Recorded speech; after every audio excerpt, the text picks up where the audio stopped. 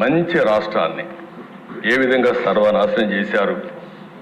రాజధాని కళ చంపేశారు. అమరావతి దేవతల రాజధాని. అలాంటి అమరావతి నిన్నటి వరకు ఏమైందో మనం చూసాం.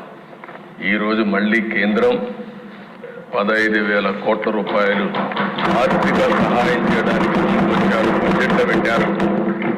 అందరి ముఖాల్లో చూస్తే ఆనందం కనపడుస్తూ ఉంది.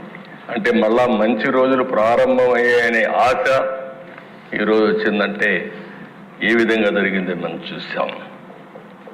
ఈరోజు అమరావతి పూర్తయింటే దిశ 2-3 లక్షల కోట్ల రూపాయలు ప్రజా సంపద మనకు వచ్చుండేది. అప్పులు చేసే అవస్థ తీరేది. అలాంటి రాజధాని పోయింది. జీవనాడి పోలవరం 72% పూర్తయింది. 2020 నాటికి 21 నాటికి పూర్తి అయిపోయిండేది.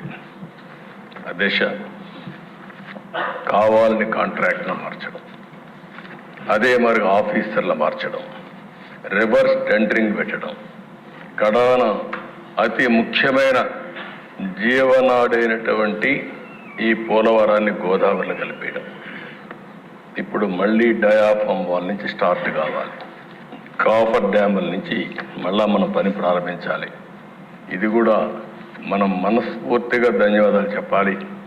కేంద్రం ఈరోజు బడ్జెట్లో చెప్పినప్పుడు పోలవరాన్ని వీలైనంత తొందరలో పూర్తి చేస్తామని నిర్దిష్టమైన హామీ ఇచ్చారు. వారికి మనస్ఫూర్తిగా అధ్యక్ష, వ్యవసాయ శాఖ పూర్తిగా మూతపడిపోయింది. కాలువల్లో పూడిక తేలేని పరిస్థితి. అదే మరి ఎక్కడికక్కడ డ్రైన్స్ ఉంటే డ్రైన్స్ కూడా పూడిక తీయకుండా ఎక్కడికక్కడ రాష్ట్రంలో వర్షాలు పడితే పొలాలన్నీ మునిగిపోయే పరిస్థితి వచ్చింది.